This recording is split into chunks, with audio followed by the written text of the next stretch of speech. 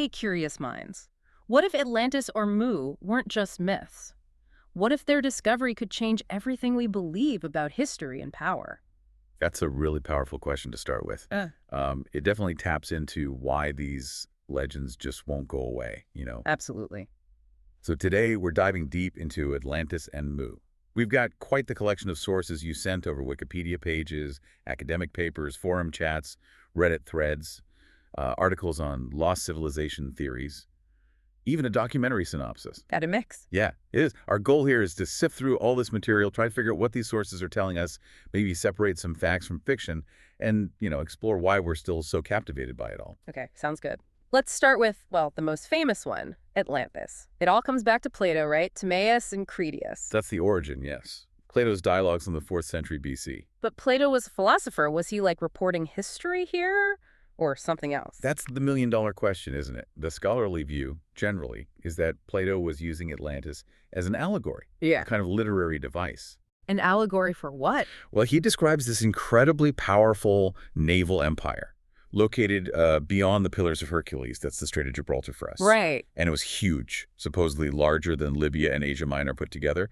He sets it up as this sort of counter-image to his own idealized ancient Athens. Okay, so a contrast, like good versus maybe not evil, but hubris. Exactly. Ugh. Hubris is a good word. It's a thought experiment, really. Exploring ideas about ideal states, the corrupting influence of power, that sort of thing. So the story goes, Atlantis tries to conquer Athens. Right. It's an idealized version of Athens. And they fail. And after this failure, according to Plato, the gods aren't pleased, and Atlantis suffers this cataclysmic end, sinks beneath the waves. Wow. Yeah. And scholars like Julia Annis and A.E. Taylor argue pretty strongly that Plato's intent was philosophical. He was examining government, power, arrogance. They'd say focusing on whether it literally existed kind of misses the whole point he was trying to make. But people did start focusing on whether it literally existed, didn't they? That's where it gets wild. Oh, absolutely. Fast forward to the 19th century, and you get figures like Ignatius L. Donnelly. Our sources mention him, an amateur scholar, really, who just grabbed onto Plato's story and ran with it, arguing it was genuine historical tradition. And this was happening around the time Europeans were encountering ruins in the Americas. Precisely. There was this whole fascination with Mayanism, faced with these incredible Mayan and Aztec structures. Some European thinkers, well, they struggled to believe indigenous peoples could have built them. Uh-oh. I can see where this is going. Yeah, there were some unfortunate racial undertones. They started theorizing that maybe a lost civilization like Atlantis was responsible. People like Brasseur de Bourbourg and especially Augustus Le Plongeon really pushed these ideas, were trying to connect Atlantis to Mayan culture. Le Plongeon. Wasn't he also connected to Mu? We'll get to him again, yes. He even came up with his whole Kingdom of Mu saga and tried to link Mayan and Greek languages, which, didn't hold up linguistically. Right. So these lost continent theories were placing Atlantis squarely in the Atlantic. But then geology happened. Pretty much. The development and acceptance of plate tectonics, continental drift in the 20th century, that made things tricky for a giant landmass just vanishing recently. Oh, so? Well, the Earth's crust isn't static, but it doesn't just swallow continents whole in, geologically speaking, the blink of an eye. The plates move slowly over millions of years.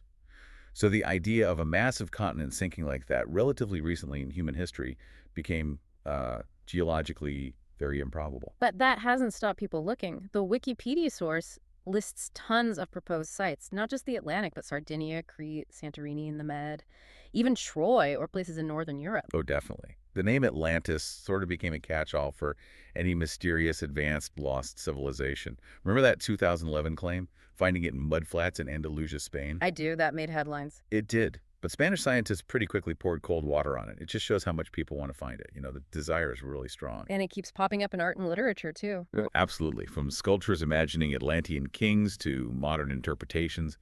Plus, its connection to utopian literature is significant. Think Bacon's New Atlantis or More's Utopia. It represents this ideal, or perhaps fallen ideal, society. And then there are the more esoteric connections. Yes, the sources mention figures like Madame Blavatsky and the Theosophists, Edgar Cayce, even links to Nazism, unfortunately. Mhm. The myth got appropriated by various groups for their own purposes, often straying very far from Plato. Okay, that's a lot on Atlantis. Let's switch gears. Mu, you mentioned Le Plongeon again. Yes, Augustus Le Plongeon again. In the late 19th century, while studying Mayan ruins, he came across the Toronto Codex. He misinterpreted part of it. Misinterpreted how? He believes a symbol referred to a sunken land called Mu, destroyed in a catastrophe. Initially, he actually thought Mu was Atlantis, or related to it, placing it in the Atlantic. Okay. And he developed this whole narrative, Queen Mu fleeing the sinking land, founding ancient Egypt, other refugees becoming the Maya. It was elaborate. Wow. But Mu is usually associated with the Pacific, right? Not the Atlantic. That's thanks mainly to James Churchward. He's the one who really popularized Mu as this massive lost continent, specifically in the Pacific Ocean.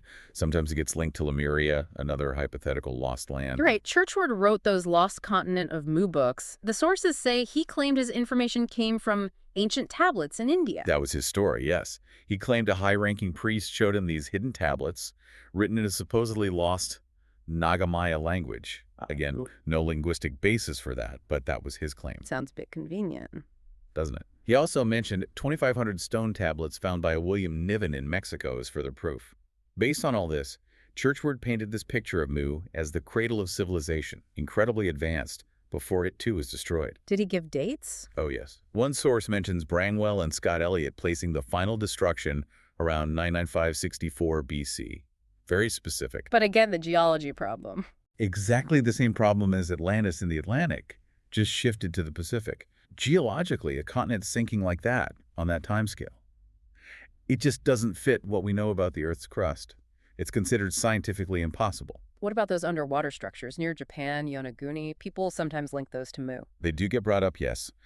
But the mainstream scientific consensus is that those are likely natural geological formations, maybe modified by humans later, but not remnants of some vast sunken continent. Still, like Atlantis, Mu lives on in culture. H.P. Lovecraft used it. He did. And it pops up in video games. One Reddit thread specifically mentions H.I. Third, noting the name Mu seems directly inspired by Churchward's ideas. There was even a spoof book called Mu Revealed. So both myths are scientifically shaky, but culturally powerful. Very much so. And this ties into that broader interest in lost civilization theories, like those promoted by Graham Hancock. Fingerprints of the Gods, the book was huge. It was. Hancock and others look at sites like Göbekli Tepe in Turkey or the Sphinx in Egypt and suggest they hint at an advanced civilization much older than conventional history allows. Pointing to anomalies, sophisticated construction. Exactly. Now, mainstream archaeology and geology are generally very critical of these interpretations, citing speculation, misreading evidence, basically pseudoscience. But the ideas persist. They do. They capture the imagination. And, sometimes new discoveries like Yonaguni or others get pulled into these theories, even if the mainstream interpretation is different. It fuels the fire. That philosophical forum discussion touched on this, didn't it? The fascination with the idea of an advanced past, maybe even superhumans, associated with Atlantis, even if it's just a story. Right. There's a deep-seated appeal to the notion that maybe we've forgotten something important, some golden age. And that Reddit thread speculating about the impact. If Atlantis or Mu were real land masses that vanished, imagine the effect on climate, ocean currents, the whole course of history. It's mind-boggling to think about, even hypothetically. Total rewrite of everything. Which might connect in a way to another recurring theme, flood myths. Like Noah's Ark. Well, the source talking about Mesopotamia points out that the biblical flood story likely has roots in older Mesopotamian flood myths. Archaeologists have found evidence of major, devastating floods at ancient sites like Ur and Shuropak. Real floods. Real, localized, but catastrophic floods, yes. The thinking is that memories of these events got woven into myths over time, perhaps contributing to the idea of divine wrath, wiping out civilizations, an idea easily applied to Atlantis or Mu.